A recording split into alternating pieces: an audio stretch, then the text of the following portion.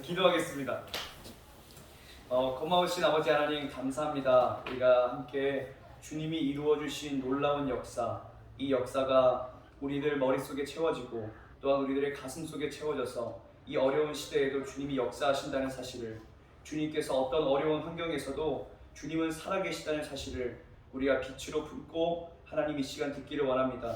또한 말씀을 전할 때에 하나님 단순하게 공부만 하지 않게 하시고 이것을 통해 우리가 은혜를 받게 해주셔서 우리의 마음도 움직이고 우리들의 생각도 움직여 하나님의 길로 접어들고 또한 하나님의 길을 완전히 걸어나갈 수 있는 지식이 되게 하여 주옵소서. 하나님 이 시간을 축복하여 주시고 하나님께서 역사해 주실 것을 믿사오며 예수님 이름으로 기도합니다. 아멘. 아멘. 자, 우리 말씀 보겠습니다. 자, 이사야서입니다. 이사야서 14장. 성경 안 찾을 줄 알았죠? 자, 이사야서 14장 26절부터 27절까지 말씀입니다. 14장? 네, 14장 26절에서 27절까지의 말씀.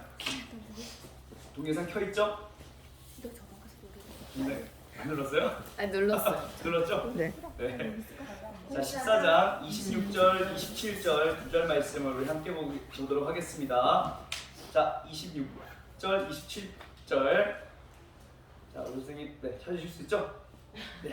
이사야서 14장 26, 27입니다. 구약 성경 985페이지예요. 985페이지.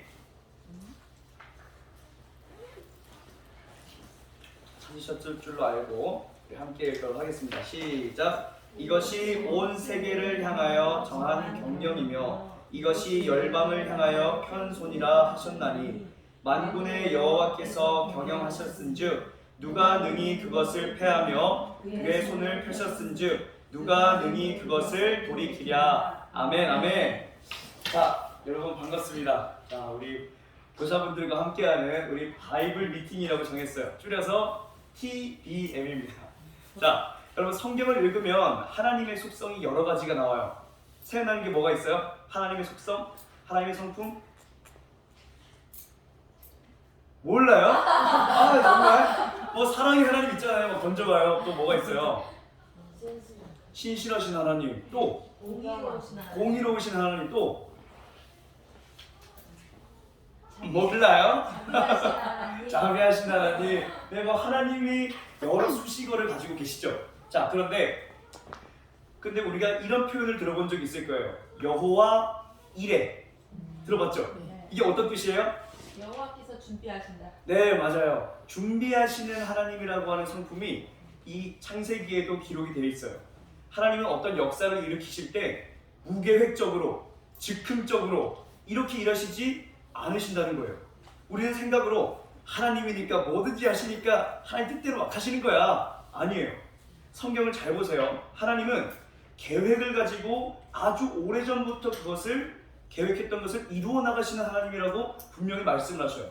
자, 인간을 만드실 때 하나님이 인간을 첫째 날에 만드셨어요? 몇째 날에 만드셨어요? 여섯째 날. 그렇죠. 제가 힌트를 드리고 있어요. 여섯째 날. 자, 왜 여섯째 날 만드셨을까요? 갑자기 아무것도 없는데 인간 딱 태어나면 어떻게 돼요? 숨 막혀 죽을 거 아니에요? 준비. 땅도 없으니까 물에서 어프어프하다 죽을 거 아니에요? 그러니까 사람이 살 수 있는 모든 환경과 무대를 설치해 놓으시고 그제서야 사람을 만드신 이유는 사람이 살 수 있는 환경을 준비시키기 위해서입니다. 자, 그리고 애굽 땅의 이스라엘 백성들이 430년의 노예 생활을 했어요. 자, 그런데 이스라엘 백성들에게 한 명의 구원자를 보내셨는데 누구죠? 모세. 자, 모세가 몇 년에 하나님께 부름 받았어요? 몇 살에? 80. 이 모세가 이스라엘 백성을 구원할 때 나이가 80이라는 거예요. 왜 80년일까요? 모세가 많은 사람을 품을 수 있도록 그의 마음을 미리 준비시켜 놓으신 거예요. 이집트의 왕자로 갑자기 이스라엘 백성들 딱 불출해 나가면 어떻게 될까요? 애국왕 바로랑 다를 게 없겠죠. 나를 따르라! 안 따르면 죽일 거야! 막 죽였을 거 아니에요. 그러니까 모세의 마음과 삶을 연단시키신 다음에 그제서 이스라엘 백성들을 구원시키기로 주님은 준비하셨다는 거예요. 자, 또 요나가 불순종으로 바다에 빠졌어요. 근데 바다에 빠졌을 때 성경은 뭐라고 말하고 있을까요? 하나님께서 큰 물고기를 뭐하사? 예비하사. 예비하사. 물에 빠졌을 그때에도 하나님은 이미 앞에 모든 일을 다 내다보시고 이미 물고기를 예비하셨다는 거예요. 심지어 우리 예수님도 3년 반의 공생을 하시기 위해 몇 년 동안 인간의 모습으로 사셨을까요? 30년. 30년. 이 10분의 1의 시간을 위해서 30년이라고 하는 세월을 예수님도 준비하셨다는 거예요. 그러니까 성경이 말하는 바 하나님은 절대로 무계획적으로 즉흥적으로 움직이시는 분이 아니라 계획을 가지고 차례차례 이루어 나가시는 분이시다. 여호와 이레 준비하시는 하나님이시다. 우리가 그걸 알 수가 있다는 거예요. 자, 근데 마찬가지로요. 오늘 우리가 신구약 사이에 위치한 요 400년의 시간을 보려고 해요. 몇 년이라고요? 맞아요. 400년의 시간이에요. 자, 이 400년도 마찬가지로 하나님께서 준비시키는 시간이었어요. 자, 어떤 분들은 이 중간사가 성경에 기록이 아무것도 없기 때문에 뭐 배워봤자 소용없어. 배워봤자 머리만 아파. 이러시면 그거 아니에요. 이 400년의 시간은 하나님이 분명 침묵하셨어요. 말씀이 없었어요. 말씀이. 그런데 하나님은 행동으로서 말하고 계셨다라고 하는 사실입니다. 자, 그래서 오늘 우리가 살펴볼 이 내용은 중간사의 이 시작부터 또 예수님의 탄생까지에 걸친 이 약 400년의 역사를 간단하게, 정말 간단하게 살펴볼 거예요. 이거 책 한 권 나옵니다, 여러분. 이 분량 원래 책 한 권 나와요. 그런데 지금 제가 압축하려고 했지만 그래도 조금 많이 나오지만 엄청 간단해진 거예요. 자, 그래서 여러분 잘 따라오시면 여러분 책 한 권 다 읽는 거예요. 자, 어느 정도는 지적인 노동이 필요하다. 자, 그걸 염두에 두시면 되겠습니다. 자, 우리가 말라기서가 구약 성경의 마지막이죠. 그렇죠?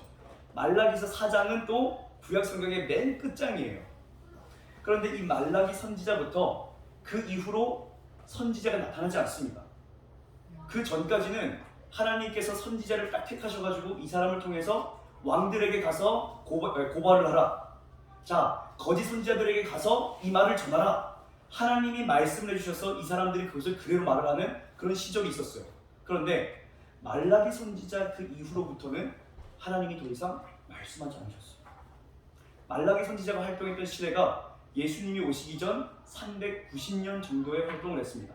그런데 이 390년 이후로부터 선지자가 한 명도 없다가 갑자기 이 침묵을 빵 깨고 나타난 선지자가 한 명 있는데 그것이 누구일까요? 예수님이 아니에요. 그렇죠. 힌트 받았어요. 받았어. 자, 세례 요한이 등장하면서부터 갑자기 하나님의 말씀이 선지자를 통해서 외쳐지기 시작합니다. 세례 요한이 활동했던 그 시대의 그 시기가 AD, 예수님이 태어나신 지 30년이 되던 해예요. 그러니까 390년부터 30년, 약 400년. 정확한 숫자는 아니에요. 약 400년의 기간 동안 하나님은 아무 말씀도 안 하셨다는 거죠. 이해됐죠? 말라기부터 마태복음 그 사이에 400년이 있다는 거예요. 자, 근데 이 400년 동안 분명히 하나님은 침묵하신 것 같았어요. 자, 너무 많네. 자, 어쨌든 분명히 침묵하신 것 같았어요. 그러나 하나님은 행동으로 말씀을 하고 계셨다. 자, 그래서 우리가 이 400년의 시간을 5시대로 쪼개볼 거예요. 몇 시대로? 네, 5가지 시대로 쪼개볼 겁니다. 자, 우리 함께 자, 여기 빼고 읽어보도록 하겠습니다. 시작. 그리스 시대, 분열 시대, 독립 시대, 로마 시대, 예수님 탄생. 자, 외우기 쉬워요, 어려워요? 쉬워요. 아주 그냥. 저는 좀 어려웠거든요.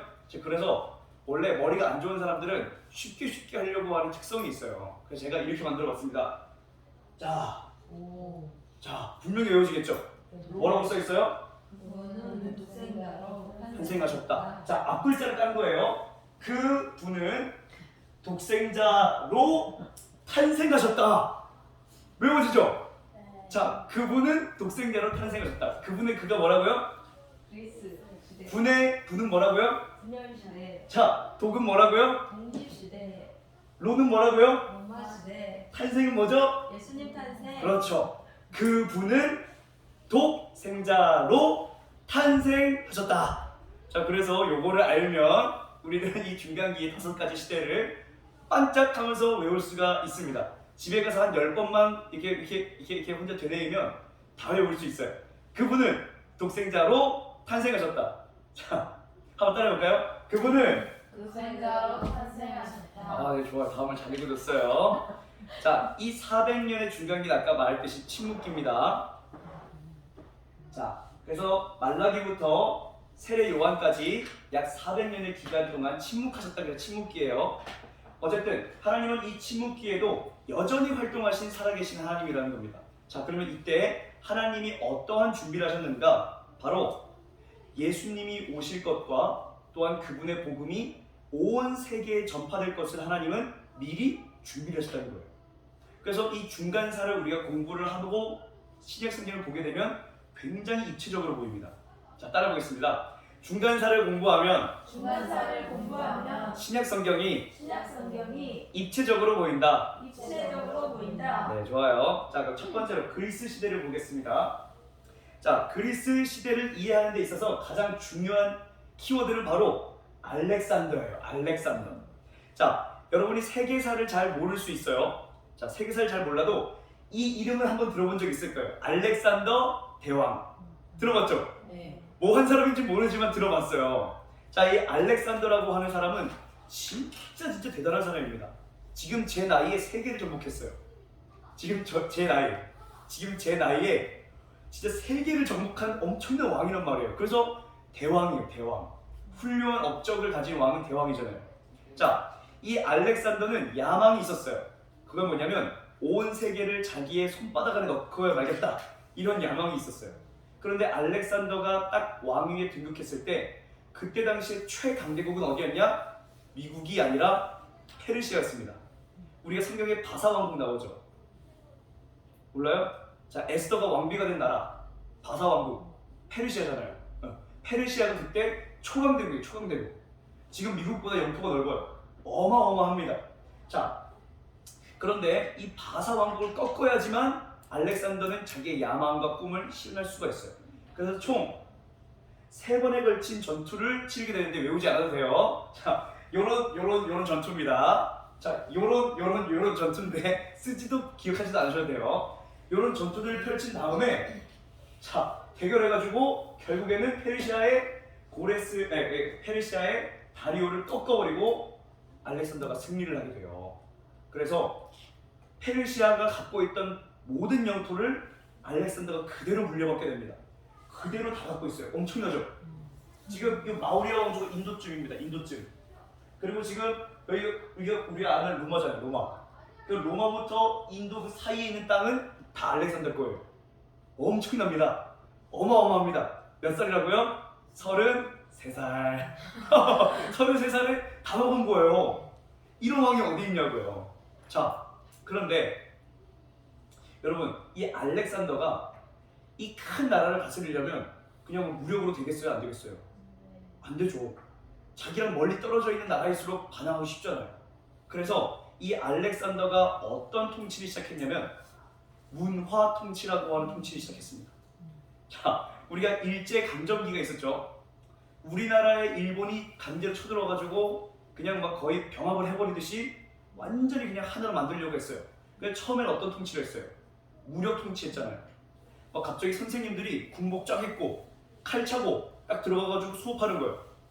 말 안 듣는 애들한테 칼 막 빼고 뭐 이런 거 했단 말이에요.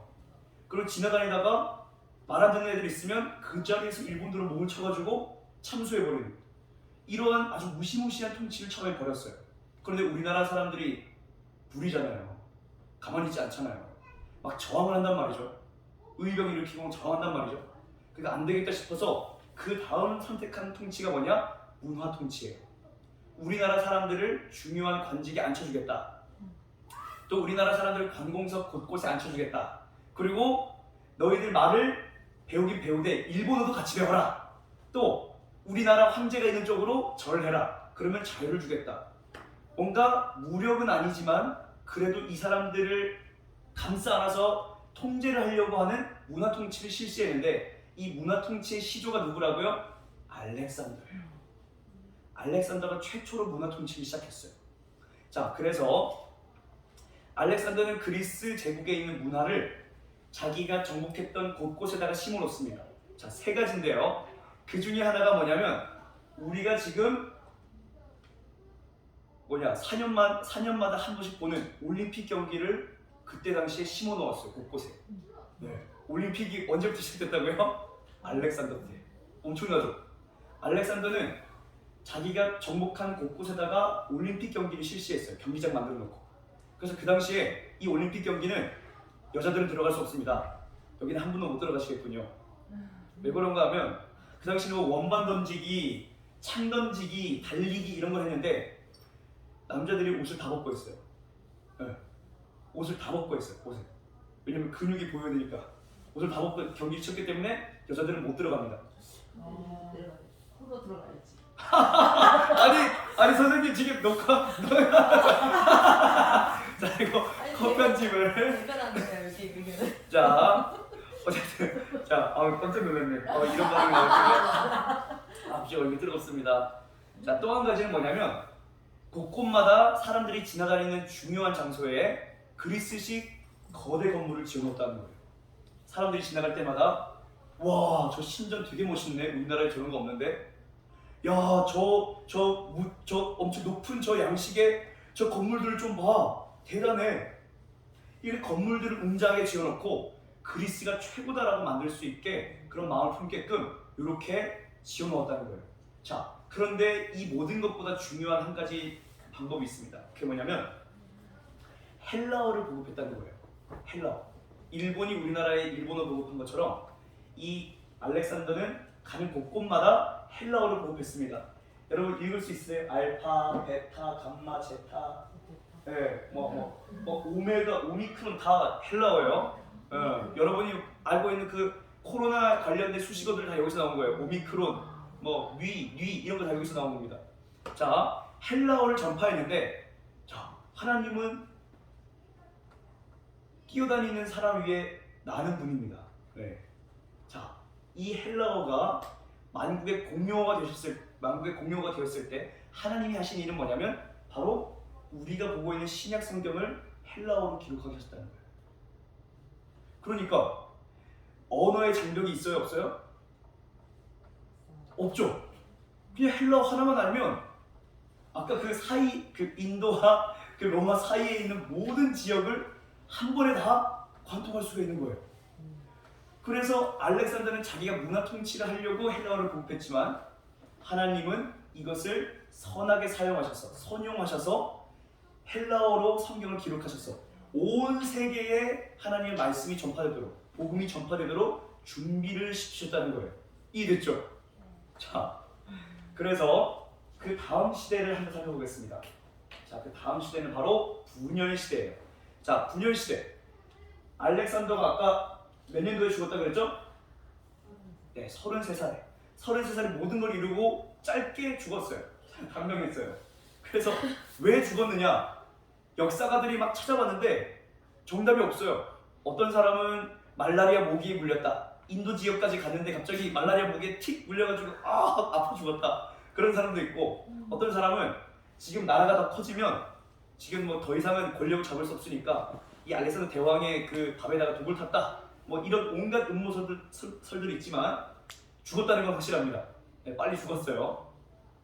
자, 그런데 죽은 이후에 그가 정복했던 나라는 그를 따르던 4명의 장군들에 의해서 조각조각이 나게 돼요.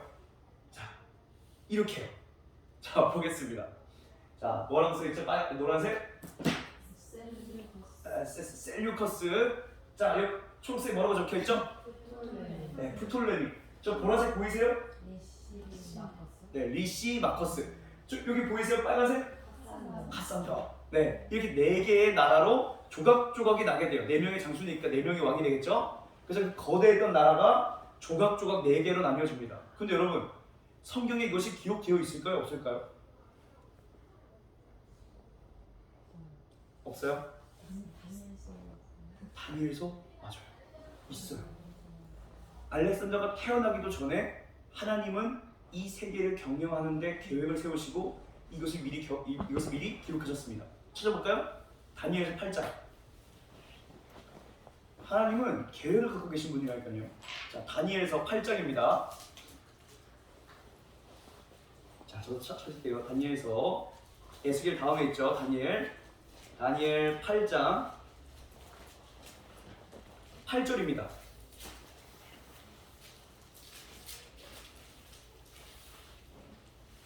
자, 다 찾으신 줄로 알고 함께 읽어보도록 하겠습니다. 시작! 순념소가 스스로 심히 강대하여 가더니 강성할 때에 그 큰 뿔이 꺾이고 그 대신에 현저한 뿔 넷이 하늘 사방을 향하여 났더라. 아멘. 자, 지금 뭐라고 하는지 모르겠죠? 순념소가 갑자기 왜 나와? 큰 뿔이 왜 나와? 뿔넷이 왜 나와? 모르겠죠? 자, 그런데 8장 자, 21절, 22절 한번 보겠습니다. 자, 21절과 22절 함께 읽습니다. 시작! 털이 많은 순념소는 곧 헬라 왕이요 그의 두 눈 사이에 있는 큰 뿔은 곧 그 첫째 왕이요 이 뿔이 꺾이고 그 대신에 네 뿔이 났은즉 그 나라 가운데에서 네 나라가 일어나되 그의 권세만 못하리라. 아멘. 정확하죠? 다니엘은 지금 자기가 죽고 난 다음에 한참 뒤에 있을 일을 미리 환상을 통해서 본 거예요. 해석까지 그대로 해주잖아요, 그렇죠? 성경 속에 제가 풀어주는 해석이 아니고 직접 천사가 나타나가지고 환상도 보여주고 해석도 해준 거예요. 헬라가 바로 그리스입니다. 아시겠죠? 헬라가 그리스예요. 그리스 왕 첫 번째 왕이 나타나가지고 진짜 큰 뿔이 났다 그러잖아요. 이 큰 뿔이 누구예요? 알렉산더 다음에 큰 뿔이 뽑히고 4개의 현저한 뿔이 난다 그랬는데 이 4개의 뿔이 뭐예요? 셀류코스, 프톨레미, 리시마커스, 또 카산더 4개의 나라가 된 거예요. 4명의 왕이 된 거예요. 성경은 이미 이가 태어나기도 전에 그가 어떤 업적을 이루기도 전에 하나님이 이미 계획하신 것들을 그가 이룬 것뿐이에요. 그러니까 대단한 사람은 알렉산더예요, 하나님이에요? 하나님이에요. 모든 것을 알게 하신 이유는 뭘까요? 이 일이 일어났을 때 너희들은 두려워하지 말라. 내가 살아있다. 너희들이 이렇게 혼란한 일이 있을 때에도 내가 살아있다는 것을 기억하라. 하나님은 우리들에게 그것을 미리 보여주시면서 성경에 살아있다라고 하는 것을 우리들은 계속해서 말씀해주고 계신다는 거예요. 자, 오늘날 전 세계에서 일어나는 수많은 일들이 있어요. 화산 폭발, 전쟁, 기근, 또 서로가 서로를 약탈하고 죽이고 정치인들이 싸우고 나라가 막 동성애에 물들고 이런 혼탁한 이런 시대 가운데 여러분 질문할게요. 하나님 살아계신가요? 이런 어려운 때에 하나님 살아계신가요? 여전히 하나님 말씀하고 일하고 계신가요? 아멘이죠. 이 모든 것들을 행하신 하나님이시라면 지금 우리가 믿는 그 하나님도 이 모든 것들을 경영하고 계십니다. 세상 사람들이 아무리 다시 한번 바벨탑을 쌓고 죄의 탑을 쌓는다라고 할지라도 하나님은 이 시대에 여전히 살아계신 분이에요. 우리가 기도하고 구하는 것마다 하나님은 여전히 이루어 나가시고 또한 우리가 알 수 없는 이때라도 하나님은 여전히 일하고 계신다는 거예요. 그래서 우리 웨이메이커 노래 있잖아요. 알 수 없을 때라도 일하시네 주님 있잖아요. 그 가사 그대로라니까요. 하나님은 이 시대에도 역사하시는 하나님이십니다. 자, 알렉산더가 죽은 뒤에 그리스는 4개로 찢어졌어요. 뭐 이렇게 4개 찢어졌는데 우리가 기억할 나라는 4개 안 기억해도 돼요. 자, 2가지만 그냥 알고 있으면 됩니다. 초록색, 노란색. 자, 이 2개만 알고 있어요. 자, 보시면 이거 안 들어오네. 자, 여기가 이스라엘입니다. 보이세요? 여기 초록색과 노란색이 만나는 이 지점이 이스라엘이에요. 자, 이스라엘을 중심으로 남쪽에 있는 나라가 프톨레미. 그냥 남쪽 동네 이렇게 칩시다. 자, 북쪽에 있는 나라가 셀류커스니까 북쪽 동네라 칩시다. 남쪽 동네, 북쪽 동네. 자, 이해됐죠? 자, 먼저 이스라엘이 가장 가까웠던 나라가 요 남쪽 동네예요. 그래서 남쪽 동네가 처음에 이스라엘을 통치하기 시작했어요. 자, 그런데 이 남쪽 동네가 이스라엘을 통치했을 때 아주 중요한 사건이 하나가 발생합니다. 자, 그게 뭐냐면 히브리어로 된 구약 성경이 헬라어로 번역이 됐다는 거예요. 놀라운 사건입니다. 엄청난 사건이에요. 자, 이걸 70인역이라고 불러요. 이 성경을. 구약 성경이 헬라어 성경으로 번역된 것을 70인역이라고 부릅니다. 뭐라고 부른다고요? 70년. 네, 맞아요. 70인역이에요. 자, 이것을 어떻게 번역했느냐? 자, 여기 스토리가 있어요. 재밌는 스토리가 있습니다. 자, 이 아랫 동네에 살고 있던 두 번째 왕이 있어요. 그 왕의 이름이 여기 검은 글씨 안 보일 텐데 프톨레미 필라델포스. 네, 이 필라델포스는 형제사랑이라고 하는 뜻입니다. 네, 형제사랑 필라델포스. 그냥 형제사랑씨라고 부릅시다. 자, 형제사랑씨. 네, 형제사랑씨가 어떠한 취미를 갖고 있었냐면 독서에 대한 취미를 갖고 있었어요. 그래서 이 세상에 있는 모든 책들을 내가 다 읽어버리겠다. 이러한 굉장한 지적인 야망을 갖고 있었어요. 그래서 이 사람이 통치했을 때 세웠던 게 뭐냐면 이집트 알렉산드리아에 세웠던 알렉산드리아 도서관입니다. 그 유명한 알렉산드리아 도서관이에요. 그래서 이집트 사람들은 지금도 이 파괴된 알렉산드리아 도서관을 다시 복구해서 지금 알렉산드리아에 알렉산드리아 도서관이 있어요. 세계에서 손가락 안에 꼽는 굉장한 규모입니다. 자, 그런데 이 도서관 안에 세계에 있는 모든 책들을 다 넣고 싶어 했어요. 그래서 이 왕이, 이 형제사랑씨가 어떤 일들을 펼쳤느냐, 이 책, 저 책 수집을 하다 보니까 히브리어로 된 두루마리 구약 성경도 이 알렉산드리아 도서관에 들어간 거예요. 그런데 이 사람이 읽을 수 있어요? 없어요? 없어요. 이 사람은 히브리어를 알지 못하는 사람이에요. 줄여서 히알못이에요. 히알못. 히브리어를 알지 못해. 히알못. 그래서 이게 도대체 무슨 책인데 쟤네들은 목숨까지 거는 거야. 도대체 이게 뭔데 저 사람들을 생명처럼 이렇게 품에 감싸고 다니는 거야. 비가 올 때도 감싸고 다니고 눈이 올 때도 감싸고 다니고 왜 저걸 들고 다니는 거야? 저 무거운 거를 알 수가 없었어요. 너무너무 읽고 싶으니까 이 왕이 어떤 일을 했냐. 자, 유대 나라에 살고 있던 엘르아살이라고 하는 그 당시 대제사장이 있었는데 이 제사장에게 연락을 해서 이렇게 제안을 합니다. 자, 이 구약 성경을 헬라어로 번역해주면 내가 이집트 땅에 있는 모든 이스라엘의 노예들을 너희 땅으로 보내줄게. 파격적이죠. 우리나라 사람들이 만약에 포로로 잡혀갔다고 해봐요. 단 한 번의 번역으로 다 풀어준대요. 안 할 사람 있어요? 없죠. 애국하는 사람이라면 당연히 다 해주죠. 그러니까 이 엘르아살이 야, 우리나라를 구할 수 있는 절호의 기회야. 그래가지고 12지파니까 12지파에서 6명씩 보냅니다. 몇 명일까요 총? 12 곱하기 6?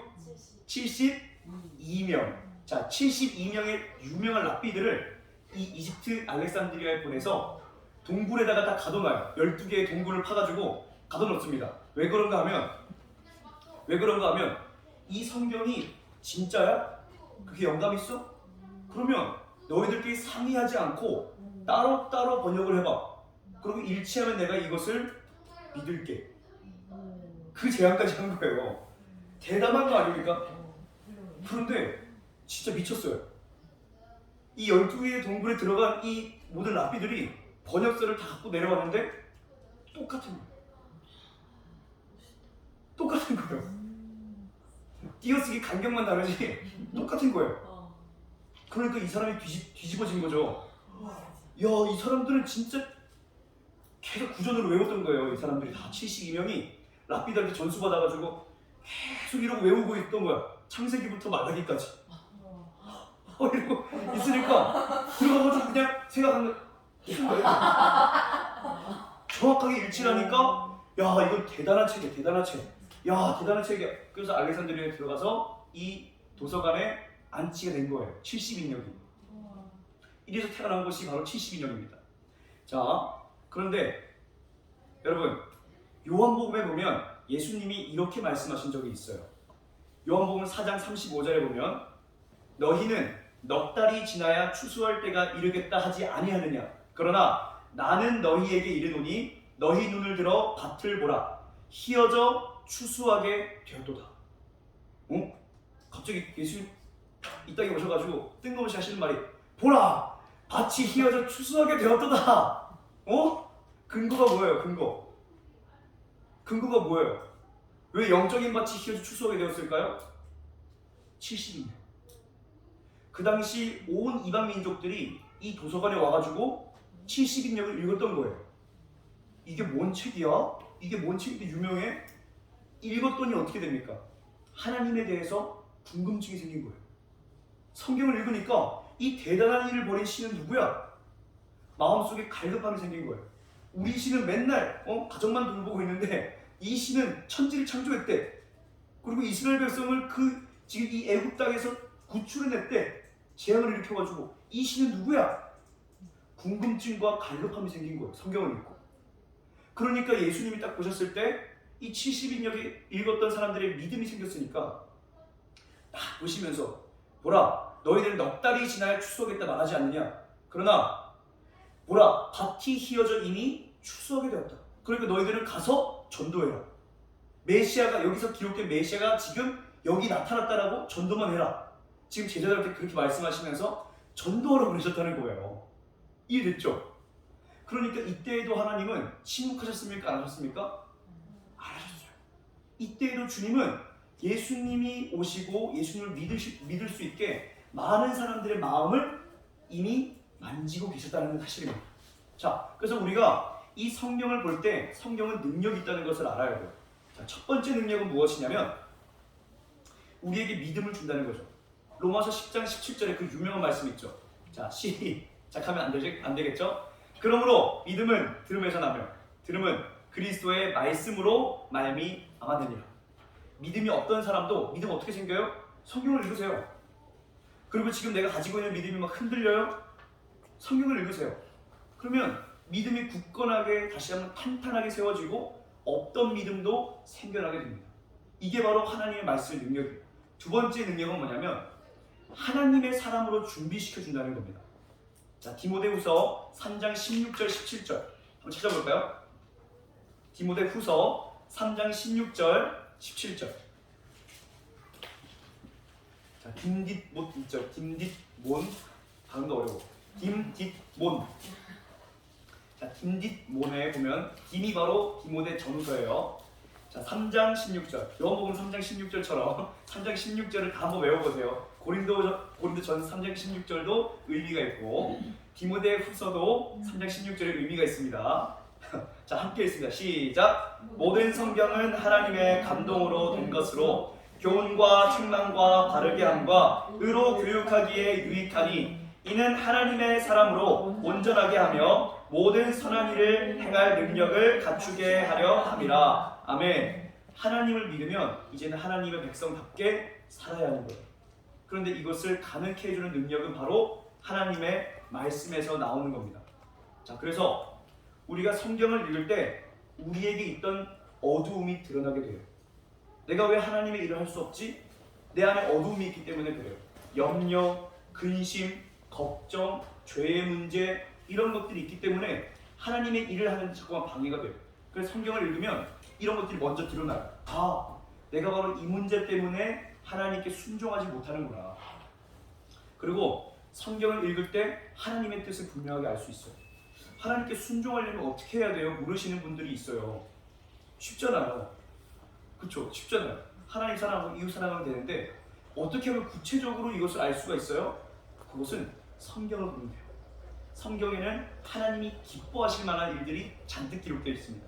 자, 또 성경을 읽을 때 우리는 낙심했다가도 위로를 받을 수 있어요. 또 우리가 믿음을 포기하고 싶어졌을 때 다시 한번 격려를 받고 일어날 수가 있어요.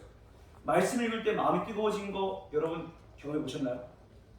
정말 고난이 왔을 때 말씀을 읽다가 나는 내 하나님이라. 내가 너를 의로운 손으로 붙들리라. 독수리가 날개치며 올라감 같을 것이고. 이런 말씀들이 갑자기 내 마음에 쿵쿵 박히는 때가 있어요. 그것은 내가 성경을 읽는 게 아니고 성경이 나를 읽고 있는 시간입니다. 성경이 지금 하나님의 눈으로 나를 읽고 있기 때문에 내 안에 지금 상처난 곳을 지금 스캔을 하고 있는 거예요. 그리고 거기를 지금 하나님의 말씀으로 메꿔 나가고 있는 거예요. 그 힘을 계속 받아가요. 말씀 묵상 딱 끝나고 성경 덮었을 때 마음속에 든든함이 있어요. 뭐라도 할 수 있겠다라고 하는 용기가 생겨 있어요. 이게 바로 하나님의 말씀의 능력이에요. 그래서 하나님의 말씀은 하나님을 믿을 수 있도록 해주고 하나님의 사람으로 준비시켜준다는 거 여러분 기억하시길 바랍니다. 네. 자, 그리고 이 아랫 동네 프톨레미 왕국이 자, 요 아래 동네가 이 이스라엘을 약 100년 동안 다스렸어요. 근데 100년이 지나고 나니까 이제 윗동네의 세력이 굉장히 강력해진 겁니다. 그러니까 어떻게 될까요? 당연히 전쟁을 하겠죠. 그래서 윗동네가 아랫동네를 쳐가지고 승리를 했어요. 승리. 그래서 승리를 하니까 이제 이스라엘을 자기의 영토로 편입을 시켜버린 겁니다. 그래서 이제 윗동네의 통치를 받게 되었어요. 그래 누구나 처음에는 잘해주죠. 네, 뭐 이제 결혼하면 처음에는 뭐 엄청 잘해준다고 그러는데 변하지 않길 바랍니다. 저도 변하지 않길 바랍니다. 네, 변하지 않을게요. 자, 변하지 않길 바랍니다. 자, 처음에는 굉장히 잘해줬어요. 어떻게 했냐면 이 종교의 자유를 줬습니다. 자, 너희 그래 유대교 잘 믿어, 알겠지? 너희 여호와 잘 믿어 해줬어요. 그리고 굉장히 잘해줬어요. 세금도 면제해줬습니다. 다른 나라들은 세금을 받았어요. 근데 이스라엘만큼 왠지 모르게 세금을 면제해줬어요. 그러니까 살기 편하겠죠. 종교의 자유도 있고 세금도 면제야. 우리 요즘에 세금 얼마나 많이 내요? 그래요, 안 그래요? 저도 요즘에 세금 때문에 진짜 너무 골치가 아파요. 뭐 자동차 있으니까 자동차 뭐 보험료 내고 이거 뭐 내고 관리비 내고 남는 게 없어. 남는 게. 그 세금 면제 받았다 하니까 얼마나 좋겠어. 그런데 이것도 얼마 못 갔습니다. 자, 이 윗동네의 왕이었던 제 윗동네의 왕이었던 6대 왕이 있었어요. 이 사람이 안티오쿠스 3세입니다. 자, 이 사람을 잘 기억해 보세요. 안티오쿠스 3세예요. 자, 이 사람이 남쪽 동네를 물리치고 이제 다스리게 됐는데 이 사람은 야망이 너무 컸어. 적당히 땅 따먹게 하면 되는데 야망이 너무 컸어요. 그래서 이 땅도 내 거, 저 땅도 내 거. 오리발이 아니고 문어발 펼치다가 어떻게 했냐? 그 당시 신흥 세력으로 떠오르던 로마랑 맞짱을 뜬 겁니다. 여러분 누가 강력해 보이시나요? 누가 강력해 보여요? 누가 사악해 보이죠? 자, 그러면 다시 질문할게요. 자, 누가 더 사악해 보여요? 로마. 색깔이 있으니까 이게 좀 더 사악해 보여요. 그렇죠? 색깔이 있으니까 이게 좀 더 눈에 띄어. 어쨌든 얘가 더 사악해 보여요. 자, 얘랑 두 번의 전투를 펼쳤는데 전쟁을 펼쳤는데 두 번 다 깨졌습니다. 자, 승리한 국가는 패배한 국가에게 벌금을 물릴 권리가 있겠죠? 그렇죠? 독일도 1차 전쟁 끝나고 얼마나 많은 그 배상금을 물었어요. 그게 2차 전쟁을 일으키지. 자, 그런데 이 안티오쿠스 3세는 더 이상 저항할 수 있는 힘이 없을 정도로 로마가 밟아놨습니다. 네, 그래서 평생 죽을 때까지 빚만 갚다가 죽었어요. 불쌍해. 자, 그래서 그 다음에 있었던 왕이 있는데, 자, 이 안티오쿠스 3세가 죽고 나서, 자, 안티오쿠스 4세가 왕이 됩니다. 자, 안티오쿠스 4세는 자기를 이렇게 이야기했어요. 나는 에피파네스다. 에피파네스가 무슨 뜻이냐면 신이 나타났다라고 하는 의미예요. 갑자기 나타나가지고 나는 신이 나타난 자. 내가 신이야. 안티오쿠스 4세 신이 나타난 자야. 그래서 사람들은 뭐라고 불렀냐면 에피마네스라고 불렀습니다. 에피마네스는 무슨 뜻일까요? 미친 사람. 미친 사람. 네가 에피파네스라고 너는 에피마네스야. 그렇게 불렀다는 거예요. 실제입니다. 이게 역사예요. 역사책 기록이 돼 있어. 왜 그런가 하면 진짜 미친 짓을 많이 벌였어요. 자, 왜 그런가 하면 이 안티오쿠스 4세는 자기의 부친이 갚지 못한 전쟁 배상금을 갚기 위해서 이 유대인들에게 굉장한 박해를 펼칩니다. 자, 어떻게 되냐면 유대 나라에 강제로 쳐들어가가지고 냅다 성전에 들어가가지고 성전을 점거해버립니다. 그리고 그 다음부터 성직자의 그 직분을 돈을 받고 매매를 하는 그런 일들을 해요. 돈 받고 야, 너 1,000원 냈냐? 너 대제사장 1년만 해라. 너 2,000원 냈냐? 너 2년만 해라. 너 10,000원 냈냐? 너 평생 해라. 이거 옥션이야, 경매야. 자, 만 원보다 안 나타나면 넌 평생이야. 근데 2만 원 냈어. 그럼 얘가 평생이야. 계속 이렇게 바뀌니까 유대인들은 다른 건 몰라도 이 신앙관 하나만큼은 정말 철저했던 사람들입니다. 그러니까 이런 만행들을 보면서 가만히 있을까요? 안 있을까요? 안 있죠. 여기에 대해서 반발을 해가지고 막 반란을 일으킵니다. 폭동을 일으킵니다. 그래서 이 안티오쿠스 4세가 어떤 짓을 했느냐? 자, 다시 한번 성전을 찾아가서 제사장을 죽여버려요. 그리고 성전에서 매일매일 2번의 제사가 드려지죠. 상번제라고 하죠. 아침과 저녁에 제사를 드리는데 이거를 막아버렸어요. 제사 드리지 마! 예배를 막아버렸어. 뿐만 아니라 성경책을 막 태워버립니다. 불로. 그리고 그 성전에다가 제우스 신상을 막 갖다 놓습니다. 그러니까 완전히 성전을, 교회를 완전 더럽힌 거죠. 그래서 온갖 만행을 저질러가지고 한동안 유대인들은 성전에서 예배도 못 드리고 들어가지도 못했어요. 자, 이때도 하나님이 살아계실까요? 안 살아계실까요? 살아계셔요. 이것을 다니엘은 미리 예고한 바 있습니다. 자, 다니엘서 다시 한번 봅니다. 11장. 다니엘서 11장.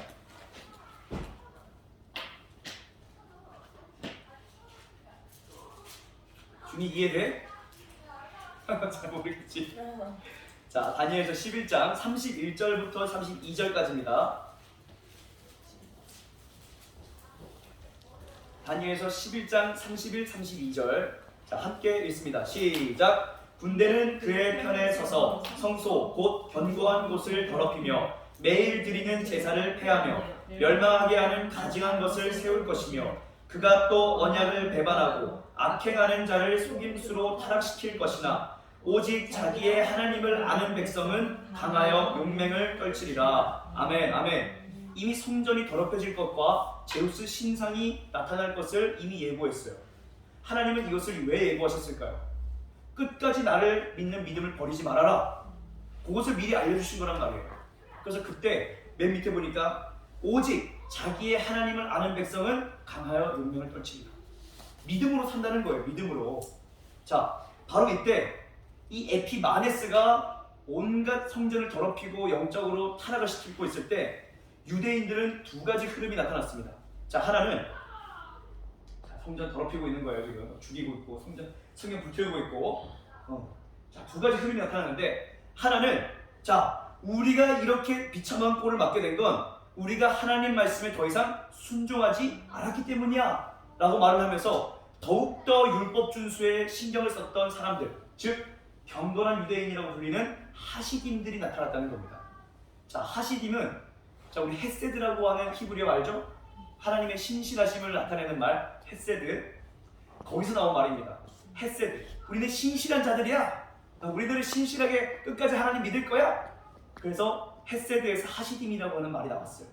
자, 하시딤들이 나타났고 또 한 가지 흐름은 뭐가 나타났냐면 바로 급진적인 유대인들이 나타났어요. 민족주의자. 지금으로 말하면 우리 의병 같은 사람들이에요. 우리의 무력으로, 우리들의 쿠데타가 아니죠. 우리들의 게릴라전으로 이 악한 세력들을 몰아내겠다. 이런 사람들이 나타났습니다. 하나는 종교적인 열심을 가진 사람들이 나타났고 하나는 인간적인 열심을 가진 사람들이 나타나기 시작했다라고 하는 거예요. 이런 타락의 시대에 오늘 우리도 마찬가지인 것 같아요. 이 시대 그렇지 않아요?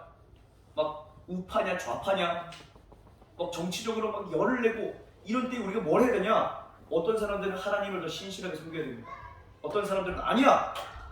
사회주의가 이 땅에 도래해야 돼! 이러면서 막 지하주직 만들고 이석기 의원 지하주직 만들고 또 온갖 막 테러 기부들도 막 나타났죠? 늘 어려울 때에는 이런 두 가지 경향이 나타나는 거예요. 자, 그런데 이 두 세력은 우리가 신약 성경에서도 볼 수 있습니다. 자, 바리새인들과 열심당원들 아시죠? 바리새파 또 열심당원들 아시죠? 이 사람들이 바로 이 두 가지 분파에서 발전된 사람들이에요. 자, 바리새인들은 어디? 여기일까요? 하시든. 자, 그러면 열심당원들은 어디? 민족주의. 자, 이 사람들이 발전해서 그런 분파가 나타나게 되는 거예요. 자, 그 다음에 독립시대를 보겠습니다. 자, 여러분 힘을 내세요. 자, 아직 1시간 안 지났어. 1시간. 헬라 구약 성경이 70이에요, 72예요. 70인력. 왜냐면 두 명 그냥 빼버린 거야. 그냥 쉽게 70인력 이렇게 하는 거야. 70인력. 네. 예리한 기분. 좋아. 열심히 공부하고 있어. 70인력입니다. 네, 2명은 안 쳐준 거예요. 불쌍하지만. 자, 독립시대인데, 자, 그동안 그리스의 지배를 받던 이스라엘 백성들이 독립을 했다는 거예요. 네, 우리나라가 막 3일 운동하고 독립, 8.15 독립받듯이 이 사람들 독립을 했어. 우리나라 역사랑 굉장히 비슷하죠. 네. 그래서 이스라엘 백성들이, 이스라엘 지금도 유대인들이 우리나라 사람 만나면 동질감 느낀대요. 압제를 받았잖아요. 일제 압제를 받고 우리들은. 그러니까 우리랑 동질감을 느낀대요. 그래서 굉장히 잘해줘. 우리나라도 뭔가 이스라엘의 그런 역사가 되게 빨리 머리에 들어와요. 너무 비슷하니까. 자, 어쨌든 자, 독립시대. 안티오쿠스 4세, 아까 에피마네스가 성전을 더럽히자 이에 격분했던 한 사람이 나타납니다. 그게 바로 시골 출신, 모데인이라고 하는 시골 출신의 늙은 제사장 마타디아스라고 하는 사람입니다. 거기 적어야 돼요. 마타디아스. 자, 여기 보면 에피파네스가 성전을 더럽혀라 했을 때, 자, 우리가 가만히 보이냐? 그래가지고 나타났던 사람이 바로 마타디아스와 5 아들들이에요. 자, 늙은 제사장인데 얼마나 하나님을 향한 열심이 대단했는지 이 에피파네스가 파견했던 그리스 공무원들을 칼로 찔러 죽입니다. 제사장이 울분을 품고 짐승 잡는 그 칼로 얘네들을 찔러 죽여요. 할아버지인데 힘이 얼마나 셌던지, 얼마나 이 종교적인 열심이 끌어넘쳤던지 그리스 사람들을 갖다 칼로 찔러 죽입니다. 그리고 자기의 아들들을 데리고 산으로 올라가서 피했어요. 그런데 이 소문을 들었던 이 하시딘들, 아까 우리 경건했던 유대인들, 그 하시딘들이 야! 박수 치면서 야! 우리도 저기에 합류하자. 그래서 다 동굴로 모여들었어요. 네, 동굴로 모여들어서 뭘 했느냐? 게릴라전을 펼칩니다. 게릴라전을 펼쳐요. 아까 우리 그 다니엘서 11장 그 42절을 보면 오직 하나님을 아는 백성들은 강한 운명을 떨칩니다. 이 말씀이 바로 얘네들이에요. 어떤 일을 벌였냐면 대단합니다. 그 그리스의 정예병들, 무기를 갖추고 그런 전술을 갖추고 있는 그 군대랑 맞서 싸워가지고 게릴라전을 펼쳐요. 밤에 나타나가지고 한번 치고 도망가고, 갑자기 점심 먹고 있는데 갑자기 딱 치고 도망가고, 꿀밤 때리고 머리 뒤통수 땅 때리고 도망가고 이러니까 그리스 사람들이 미치겠는 거예요. 아씨, 제발 제 시간에 좀 나타나라. 진짜 정장 당당하게 싸우자고 이러는데 말을 안 들어. 엄청 잘 싸웁니다. 그래서 지금 옆에 보이는 이 늙은 제사장은 아까 마타디아스고, 옆에 보이는 이 사람은 누구냐면 바로 이 마타디아스의 셋째 아들이었던 유다 마카비라고 하는 사람이에요. 자, 유다 마카비 할 때 마카비가 무슨 뜻이냐면 망치입니다. 망치 유다예요. 망치 유다. 자, 왜 그런가 하면 엄청 잘 싸워. 목사님 아들인데 엄청 잘 때려 부셔요. 막 군대 막 총 들고 있는 사람들한테 가가지고 막 다 때려가지고 이깁니다. 그래서 이 유다 마카비가 이끄는 게릴라 군대가 굉장한 승리를 거두게 되고 약 3년 만에 다시 성전을 재탈환합니다. 민병들도 아니죠. 제사장들이, 목사님 아들들이 야 모여라, 군대 쳐부수자. 그래가지고 3년 만에 다시 성전을 빼앗고 탈환하고 거기서 성전을 깨끗하게 해서 예배를 드려요. 그래서 거기서 식어졌던 그 촛대, 그 금촛대에 다시 한번 불을 밝히면서 하나님 감사합니다. 우리가 하나님을 위해서 이때까지 믿음을 지켰습니다. 이러면서 촛불을 밝혔는데 이것이 지금까지도 유대인들이 지키는 수전절이라고 하는 절기의 유래입니다. 대단하죠? 자, 성경에 수전절 나올까요? 안 나올까요? 나와요, 여러분. 자, 나와요, 여러분. 자, 보겠습니다. 자, 마카비 형제 나오고 성전 정화했고, 그 다음에 자, 요한복음 10장 22절 말씀 우리 함께 읽습니다. 시작. 예루살렘의 수전절이 이르니 때는 겨울이라. 하나님이 말씀하신 절기가 아닌데 수전절이 나오네요. 이 수전절을 뭐라고요? 마카비 항쟁에서 승리해서 다시 성전을 탈환하는 것을 기념한 날이에요. 네. 이런 게 바로 성경에 곳곳에 나오는 겁니다. 그래서 중간기를 모르는 사람들은 수전절이 뭔지 몰라요.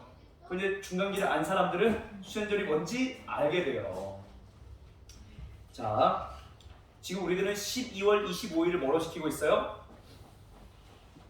12월 25일 뭐로 시키고 있어요? 우리들은 성탄절, 크리스마스. 그런데 이 사람들은 12월 25일이 수전절이에요. 12월 25일날 빼앗았다 그래서 성탄절이 아니라 이 사람들은 수전절입니다. 자, 그러면 한번 볼게요. 자, 이 제사장 마타디아스와 5 아들들이 자기 민족들을 구하고 성전을 탄원했으니까 영웅이 됐겠죠. 영웅, 히어로입니다. 히어로. 그래서 이 사람들이 결국에는 뭐가 됐냐면 왕이 됐어요. 왕조가 됐습니다. 이 가문이. 네. 아니 분명히 왕은 다윗 가문만 될 수 있는데 어떻게 얘네들이 왕이 됐지? 지금 이런 거랑 전혀 상관없이 이 사람들이 그 당시 누렸던 인기가 얼마큼 컸는지를 알 수가 있죠. 제사장이 왕이 된 겁니다. 제사장이 왕이 된 거예요. 그러면 사람들의 기대가 있어요. 야, 이 사람들 이제 우리 이스라엘 백성들을 하나님의 말씀으로 가르치고 양육하겠구나. 웃기죠? 네, 웃깁니다. 자, 80년간의 독립 왕조를 이어가는데 이 사람들도 결국 실패했어요. 왜? 권력이 주는 그 탐심과 야욕이 결국 이 사람들을 집어삼킨 거죠. 이 사람들도 처음에는 우리가 성전을 탈환해서 하나님께 예배를 드리자 했던 사람들인데 시간이 지나면서 사단에게 마음이 좀먹은 거예요. 왕이 되면서부터 이 사람들은 다른 세상 나라들의 왕들과 별로 다를 것이 없었어요. 사람들을 약탈하고 굴림하고 빼앗고 짓밟고 똑같은 생활을 했습니다. 자, 그래서 이런 실망스러운 이 하스몬 왕조를 보면서 유대교 내에서 분파들이 생겨나게 돼요. 집단들이 여러 개가 생겨나게 됩니다. 그 중에 하나가 바로 뭐였냐 하면 사두개파입니다. 자, 이 사두개라고 하는 이름은 다윗 시대에 활동했던 대제사장이 있습니다. 누구일까요? 자, 우리 홍동기 선생 누구일까요? 사독. 맞아요. 사독이라고 하는 대제사장이 있었어요. 자, 나는 사독의 후예다. 그래서 나는 사두개파야. 이렇게 했다는 거죠. 이름을 따서 사독. 우린 사독파야. 사두개파야. 그래서 자기의 이름을 사두개파라고 불렀어요. 자, 이 사두개파는요, 성전을 중심으로 활동했던 사람들인데, 그래서 성전만 유지되면 우리들은 뭐든지 할 수 있다라고 하는 생각을 가졌어요. 자, 그래서 이 사람들은 때에 따라서 이 하스몬 왕조의 비위도 맞췄다가, 때에 따라서 로마의 비위도 맞췄다가, 왔다 갔다 하면서 우리들은 성전이 있기만 하면 돼. 그렇게 살았던 사람들입니다. 그런데 이 사람들의 특징이 있어요. 자, 사도행전 23장 8절 읽어봅니다. 시작! 이는 사두개인은 부활도 없고 천사도 없고 영도 없다 하고 바리새인은 다 있다 함이라. 성전을 중심으로 활동했던 사람들이지만 이 사람들은 영적인 것을 전혀 인정하지 않아요. 천사가 어디 있어? 지옥이 어디 있어? 천국이 어디 있냐고. 그냥 모세오경만 잘 지켜. 왜? 전통이잖아. 잘 지키란 말이야. 하나님 눈에 안 보여. 이 땅이 전부야. 그러면서 성전 안에는 있어. 나쁜 놈이에요? 안 나쁜 놈이에요? 나쁜 놈이에요. 나쁜 놈이에요. 그래서 예수님께 끝까지 적대했던 사람들이잖아요, 얘네들이. 자, 그 다음에 두 번째 부류가 있었는데, 두 번째 부류는 바로 바리새파입니다. 자, 바리새파 읽어봅니다. 시작. 우린 정치에 관심 없다. 율법만 잘 지키면 된다. 자, 이 사람들 입장은 바로 이겁니다. 우리는 정치에 별로 관심 없어. 우리는 이 성경만 잘 지켜나가면 돼. 그래서 외적으로 성경 말씀을 잘 지키는 것, 613개의 성경 명령을, 구약의 명령을 그대로 지켜나가는 것을 이 사람들이 목숨처럼 여겼어요. 자, 잘 지키면 축복도 받고 구원도 받아. 여러분, 뭐 절반은 맞는 말이겠지만 100% 맞는 말은 아니죠. 행위 이전에 뭐가 있어야 돼요?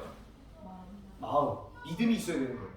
내가 하나님 믿지 않는데 엄마 아빠한테 내가 수년간 배웠어.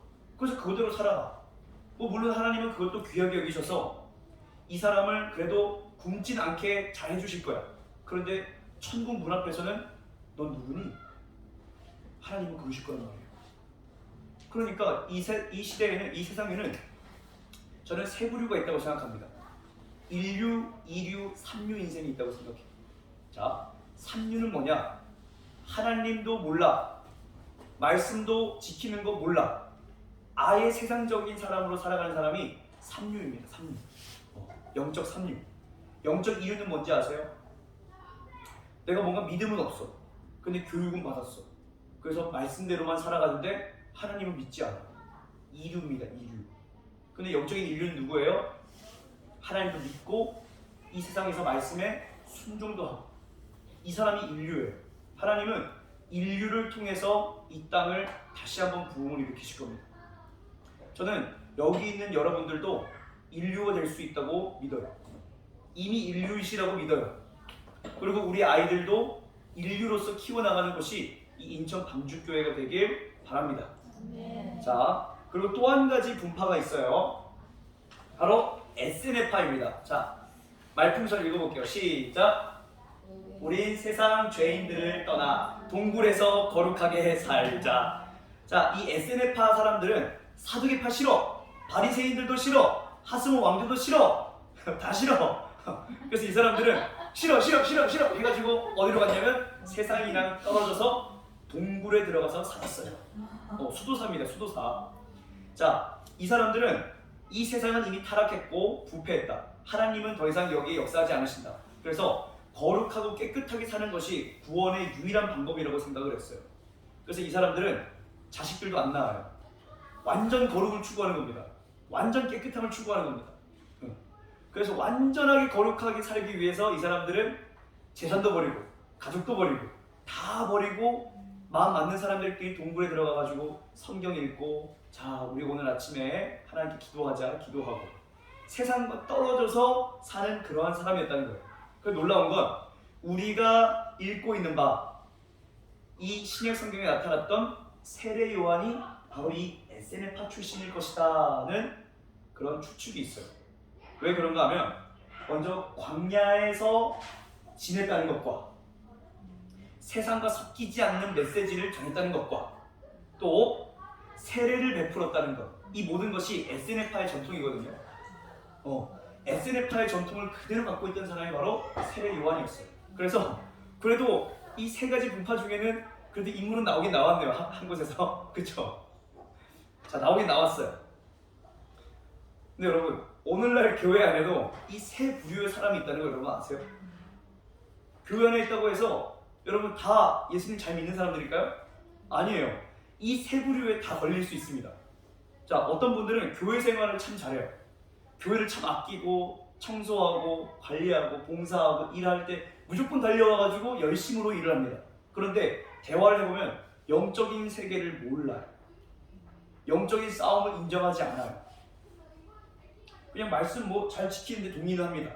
그런데 기도하다가 누가 나 응답 받았어 이러면 의심의 눈초리 벌써. 너가 응답 받았다고? 거짓말하지 마. 이런데 또 갑자기 내가 기도하다가 막 방언 받았어. 그 방언 네가 그냥 만만하는 거잖아. 이런 말 하는 사람. 영적인 것을 조금도 인정하지 않아. 이런 사람들은 어떤 사람들이다? 사두개파다. 사두개파. 영적인 사두개파예요. 자, 그리고 또 어떤 분들은 성경을 정말 좋아하십니다. 말씀이 꿀송이보다 달아요. 그래가지고 성경 공부 세미나에 참석하시고 뭐 성경을 막 몇 독한다, 막 1년에 몇 독한다, 막 열심도 내시고 정말 말씀을 너무너무 사랑하시고요. 영적인 것도 너무너무 사랑하십니다.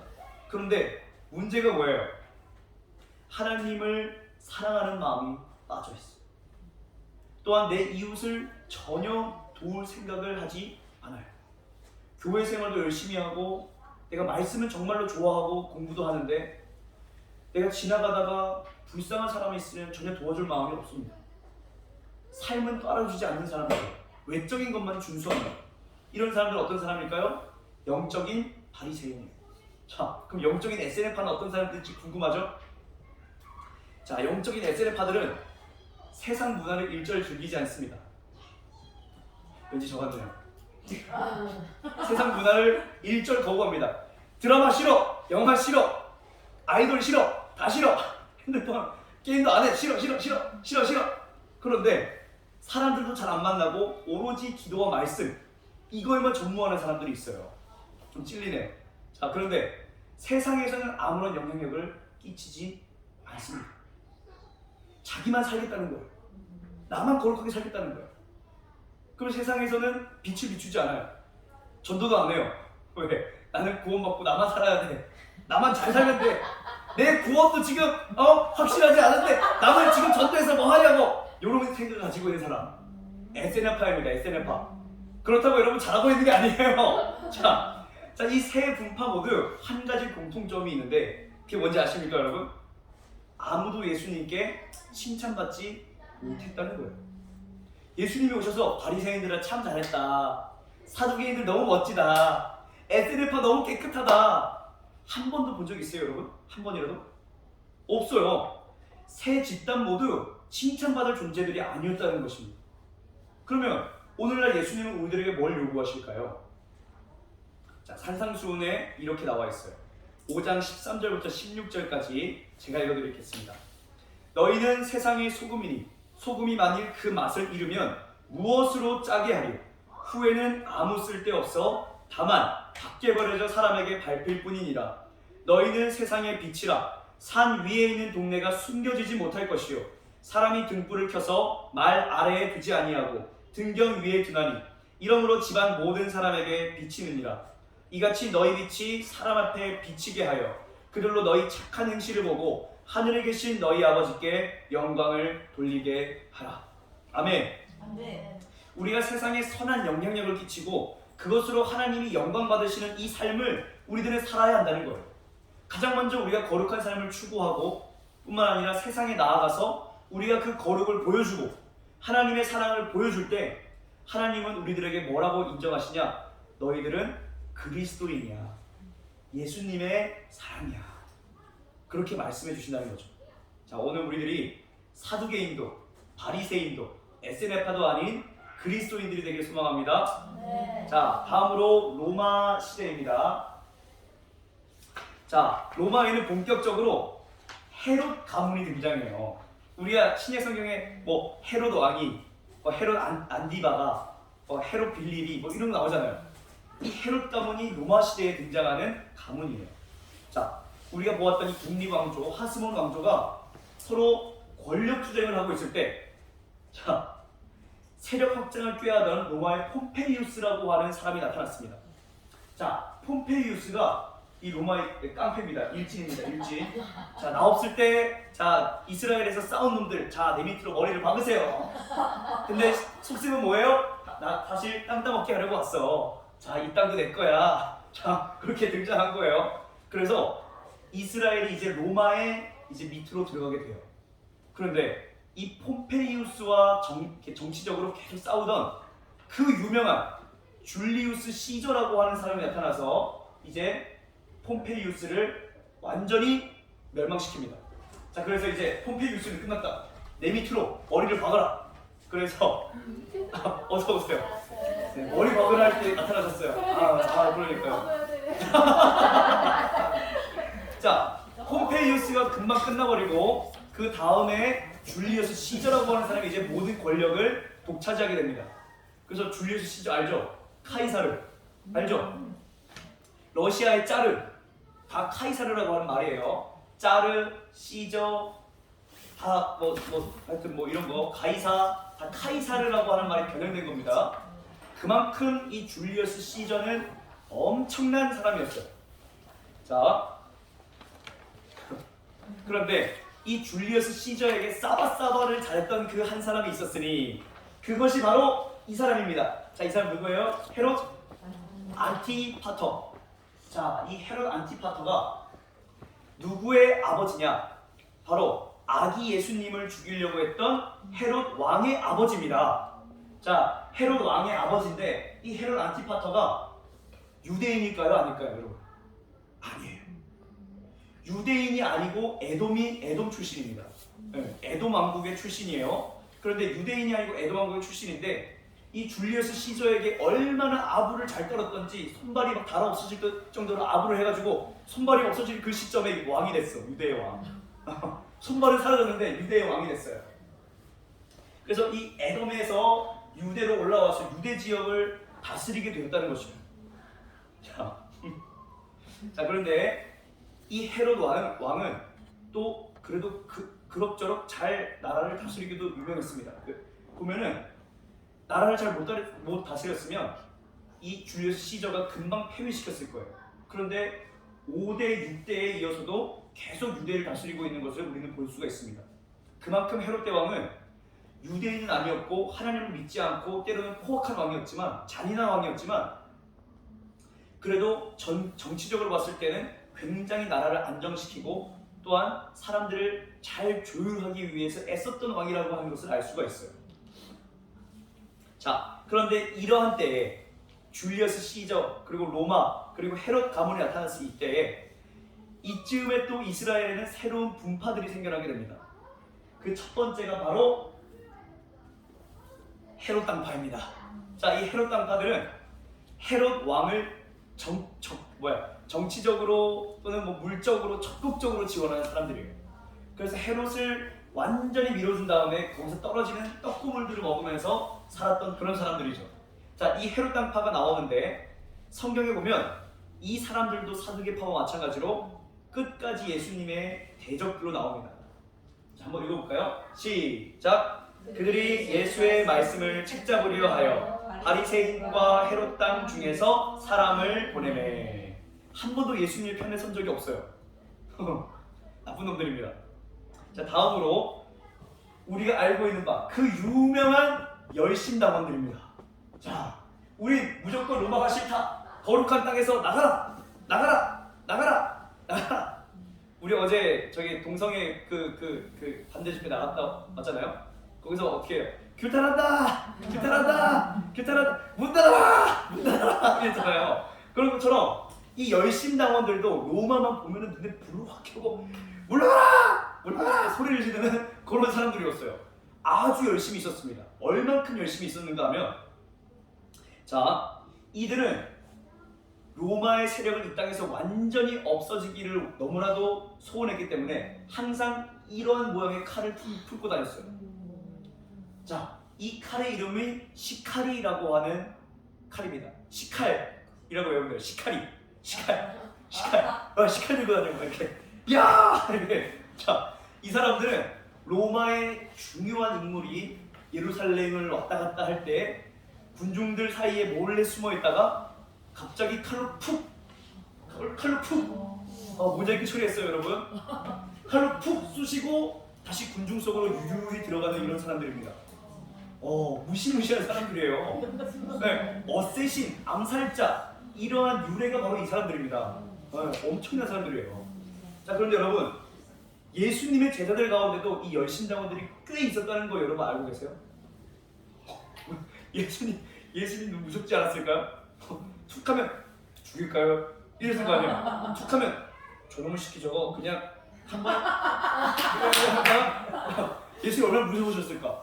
자, 봅시다. 자, 마태복음 6장 15절 읽습니다. 시작! 마태와 도마와 알페오의 아들 야고보와 셀롯이라는 시몬과 아멘. 자, 이 셀롯이라고 하는 말을 번역하면 열심당원입니다. 네, 열심당원. 그래서 영어에 보면 젤러스라고 있죠. 젤러스. 열심 있는, 열의가 넘치는, 이 단어가 이 젤롯에서 나와서 젤롯. 얼마나 열심히 있었으면 이게 영어 단어로까지 붙어졌단 말이에요. 젤롯. 열심당원이에요. 자, 그리고 또 한 명의 제자가 있었을 것으로 추측이 되는 한 사람이 있습니다. 그게 누구냐면 바로 예수님을 은 30에 팔아넘긴 가룟유다예요. 자, 보겠습니다. 6장 16절입니다. 시작! 야고보의 아들 유다와 예수를 파는 자 될 가롯 유다라. 아멘. 자, 가롯 유다를 이 가리옷이라고 하는 원문을 보게 되면요, 이스카리옷이라고 나옵니다. 그런데 아까 저 칼 이름이 뭐라고요? 시카리. 자, 잡으세요. 시칼 아니고요. 시카리. 네, 사카리와 시카리의 중간입니다. 자, 시카리. 자, 여러분, 이스카리옷. 이 칼의 이름이 뭐라고요? 시카리. 그리고 아까 가룟 유다의 가룟의 원문을 보면 이스카리옷. 스카리. 이 이스카리옷이라고 하는 게 어떤 사람들은 지명 이름이다라고 하지만 어떤 사람들은 시카리에서 왔다. 암살자 집단이다. 라고 하는 데서 왔다는 거예요. 그러니까 배신을 잘하지. 그쵸? 그러니까 배신을 잘하지. 그러니까 이 두 집단, 이렇게 암살자가 예수님이 2명이나 있었으니까 예수님을 막 모욕하는 바리새인들이 나타났어. 그럼 2명이서 옆에서 좌우에 눈치 보고 있다가 이랬을 거 아니에요. 이렇게 네가 할래? 네가 해.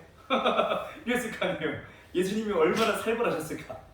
그런데 이런 사람들을 예수님은 끝까지 품으시고, 한 명은 나갔지만 한 명은 자기 목숨까지 버리는 하나님의 사람으로 변하게 됐잖아요. 시몬. 그렇죠?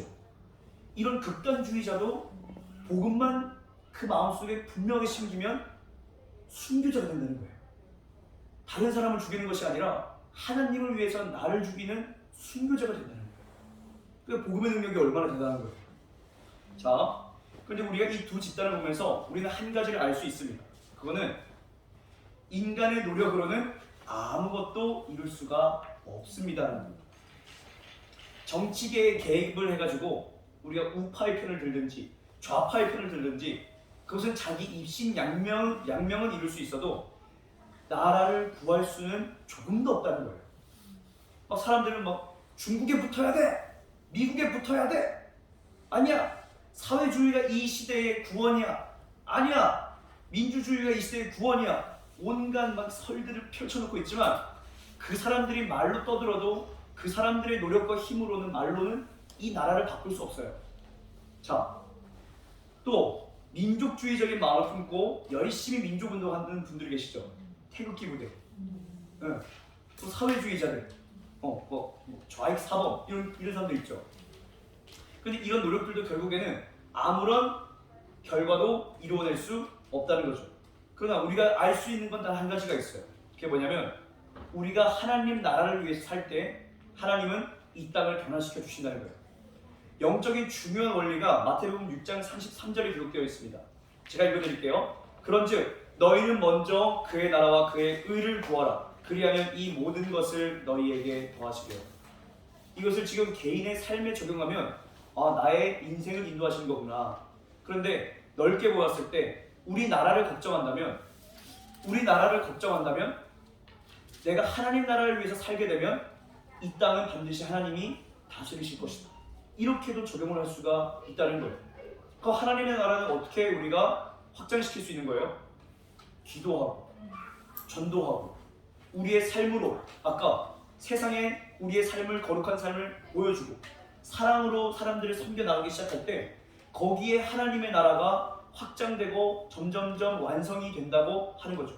그럴 때 하나님은 이 땅을 하나님의 통치권으로 완전히 바꾸셔서 이 땅의 타락한 문화와 이 땅의 온갖 잡신들과 이 땅의 온갖 타락한 이러한 종교적인 것들을 하나님은 영적인 분위기를 바꿔주신다고 하는 사실이에요.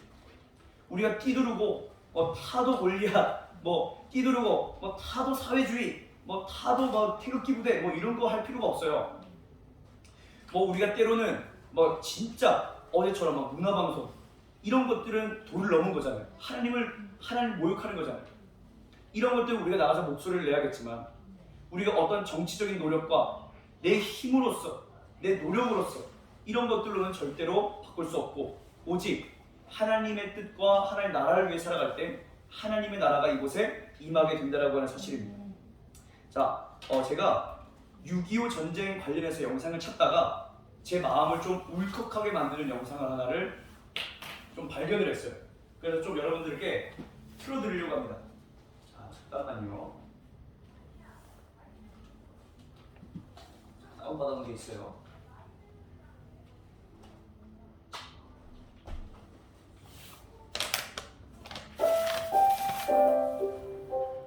(1951년) 6.25 전쟁으로 인해서 한창 전투가 치열하게 전개되던 시기에 하늘에서 이상한 현상이 벌어졌다고 합니다. 그해 3월 한국 전쟁이 일어나고 유엔군의 참전으로 북쪽으로 밀려갔던 북한군이 다시 중공군의 지원을 받아 남쪽으로 공격해 내려오고 있었습니다. 북한군에게 다시 서울을 빼앗기고 남쪽으로 후퇴하던 상황에서 미군은 중요한 결정을 내리게 되었습니다.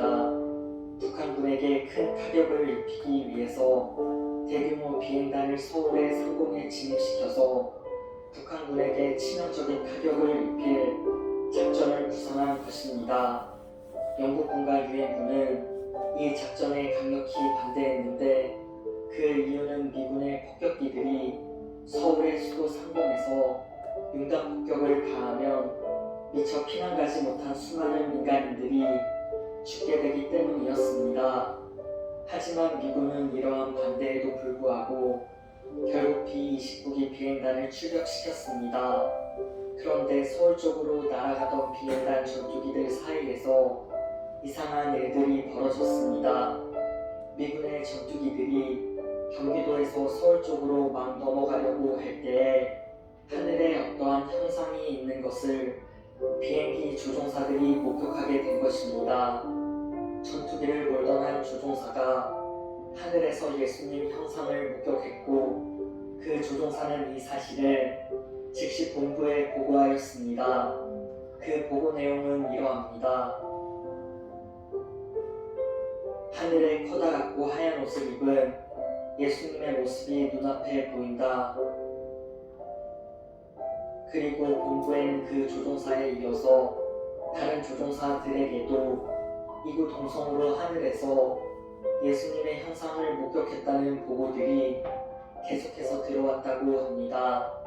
서울의 수도 상공에서 융단 폭격을 하기 위해 출격했던 B-29기 전투기 조종사들은 큰 혼란에 빠지게 되었습니다. 지금 말로 하면 멘붕에 빠지게 된 것입니다. 결국 미군 본부에선 전투기 조종사들 전원에게 즉시 퇴각 명령을 내리게 되었고 출격했던 B-29기 전투기들은 모두 부대로 복귀하는 상황이 벌어졌습니다. 그 당시 출격했던 B-29기 전투기 안에는 종군기자 로버트 게리슨이 함께 탑승하고 있었습니다. 그리고 그는 하늘에 떠있는 예수님의 형상을 자신의 사진기로 찍었으며 그 사진은 지금까지도 남아있습니다. 예수님의 형상이 갑자기 서울 상공에 나타남으로 인해서 출격했던 미군 폭격기들은 폭격을 포기하고 다시 부대로 복귀하게 된 전에 없던 초유의 사건이 벌어졌고 이로 인해 아직 서울에서 피난 가지 못했던 수많은 국민들이 목숨을 구할 수 있었습니다. 즉 하늘에 갑자기 나타난 예수님의 형상이 수많은 이들의 생명을 구했던 것입니다. 종군기자 로버트 게리슨이 그 당시에 찍은 예수님 사진은 현재까지도 남아있어 그 증거가 되고 있습니다.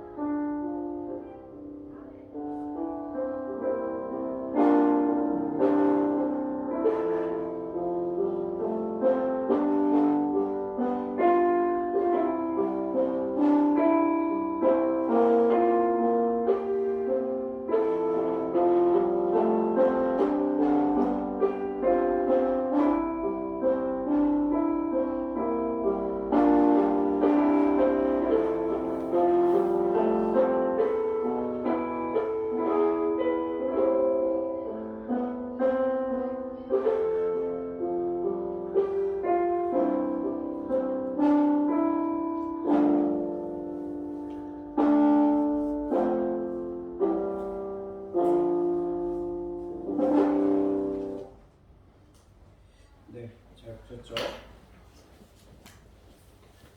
그 영상은 어떻게 저렇게 좋은 거 잘 수집하세요? 지금 그게 궁금하신가요? 자, 예, 뭐 그럴 수 있죠. 예. 연습이 좀.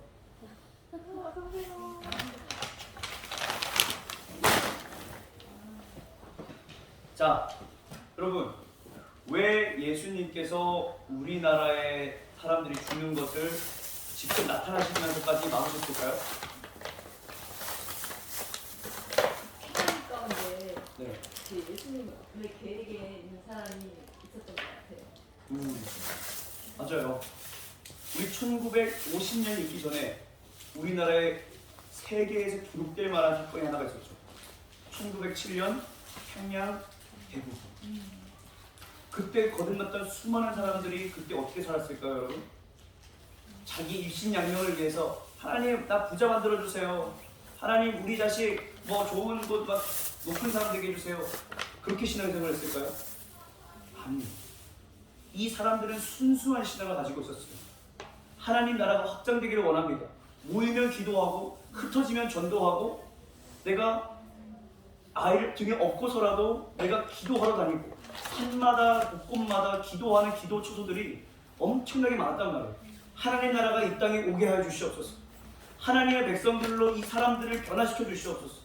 순수하게 하나님의 나라와 그의 의를 구했기 때문에 하나님은 이 땅을 버리실 수가 없었어요. 그래서 이 땅에 많은 사람들을 다 살리시고 직접 나타나시면서 몸으로 이 사람들을 막아주신 거예요. 저는 오늘 이 시대에도 이러한 사건들이 필요하다고 봐요. 사람들이 하나님께 뭘 받고는 싶어 하는데 드리고자 하는 마음은 없어요. 하나님을 위해서 살아가고자 하는 사람들이 너무나도 적은 시대가 바로 이 시대예요. 그런데 이 땅의 정치와 이 땅의 문화와 이 땅의 도덕 이런 것들은 걱정을 하면서도 하나님 나라를 위해서는 조금도 걱정하는 사람이 많지 않다는 사실, 이것이 위태하다는 겁니다. 그러나 오늘 우리가 정신을 차리고 깨어서 기도하며 내가 사람들에게 예수 그리스도를 전파할 때 하나님은 그 순수한 믿음을 보시고 이 나라를 지켜주신다는 사실입니다. 아멘이신가요? 네. 자, 그래서 이 로마가 이스라엘을 통치하고 있을 때 바로 누가 태어나셨죠? 우리를 구원하신 구세주, 바로 예수님이 태어나신 거예요. 자, 그래서 신구약 중간기 400년은 예수님이 오시는 것으로 이제 맞춰지게 됩니다. 그리고 예수님이 이 땅에 태어나심으로 인류의 역사도 비포어 크라이스트, 안노 도미니, BC와 AD로 나뉘게 되었잖아요. 오늘 우리들의 삶도 예수님이 찾아오셔서 BC의 삶과 AD의 삶이 확연하게 구분되는 우리의 삶이 되기를 소망합니다. 자, 마지막 정리하겠습니다. 자, 하나님은 말라기 선지자 이후로 약 400년간 침묵을 하셨지만 주님은 이 기간 동안 예수님이 이 땅에 오실 것과 복음이 전파될 것을 미리 준비하고 계셨어요. 먼저는 온 세계의 국경을 다 걷어버리시고 또 언어를 하나로 통합하시고 또 도로를 잘 닦아놓으셨습니다. 그러나 그 무엇보다 인간의 노력으로는 아무것도 할 수 없다는 사실을 이 기간에 우리들에게 알려주신 거예요. 그래서 우리들을 구원하실 분이 누구이시냐? 바로 예수 그리스도 한 분뿐이다. 이것을 사람들에게 역사를 통해서 깊이 교훈하시고 가르치셨다라고 하는 사실입니다. 자, 이제 여러분들에게 질문을 던질 텐데요. 여러분이 예수 그리스도라고 대답을 해주시면 되겠습니다. 자, 여러분, 세상을 구원하실 유일한 구세주가 누구이십니까? 예수 그리스도. 이 땅을 경영하시고 지금도 통치하시는 분이 누구이십니까? 예수 그리스도. 사람의 노력으로 불가능한 것을 가능케 만들어주시는 분이 누구이십니까? 예수 그리스도. 이 대한민국의 영적인 공기를 바꾸실 수 있는 분이 누구이십니까? 예수 그리스도. 자, 그럼 오늘 우리들은 누구의 백성으로 살아야 합니까? 예수 그리스도. 우리들은 그럼 누구의 이름을 세상에 전해야 합니까? 예수 그리스도. 아멘. 아멘. 자, 우리 기도하겠습니다.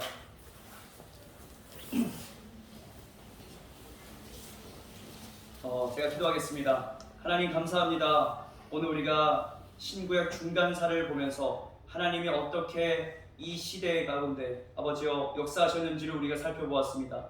하나님, 이 시대에 주님이 역사하신 모든 것도 하나님께서 우리를 사랑하시기 때문에 하나님께서 일으키신 놀라운 구원의 역사입니다. 사람들은 이 400년의 중간기를 그저 쉬쉬하며 넘길 수 있지만 하나님을 사랑하는 사람들은 주님의 그 작은 조각도, 주님의 그 작은 손길도, 그 발자국 하나도 놓칠 수가 없습니다. 하나님이 우리에게 얼마나 사랑스러운 분이신가를 우리가 이 시간 다시 한번 확인하며 다시 한번 주님을 더 알고자 하는 주님의 백성 되게 하여 주옵소서. 또한 이 나라를 하나님 구원할 수 있는데 앞장서고 주님께 쓰임받을 수 있는 영적인 인류 인생이 될 수 있도록 주님 우리들의 믿음과 삶을 단련하여 주시옵소서. 하나님, 오늘 이렇게 교육시켜 주신 것 참 감사합니다. 아버지, 늦게 왔지만 하나님 이 마음속에 분명히 주님이 주시는 울림과 감동이 있을 줄로 믿습니다. 성령님, 우리의 삶과 마음을 받으시고 우리를 통하여서 예수 그리스도의 이름이 만방에 전파되게 하여 주옵소서. 모든 걸 주님께 맡겨드립니다. 감사합니다. 다음 시간에도 주님께서 은혜를 베풀어 주시사 준비할 수 있게 하시고 또한 모일 수 있게 하셔서 같이 은혜를 나눌 수 있게 하여 주옵소서. 예수님의 이름으로 기도합니다. 아멘. 자, 오늘 교육 마쳤습니다. 감사합니다.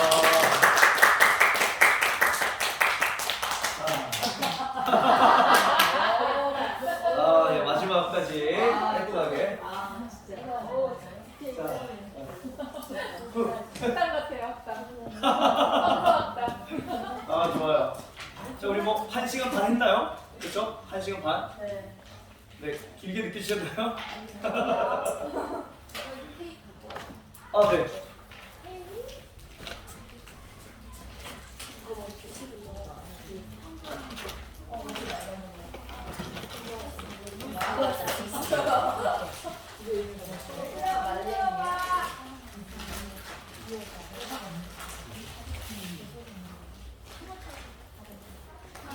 어디다 뒀죠?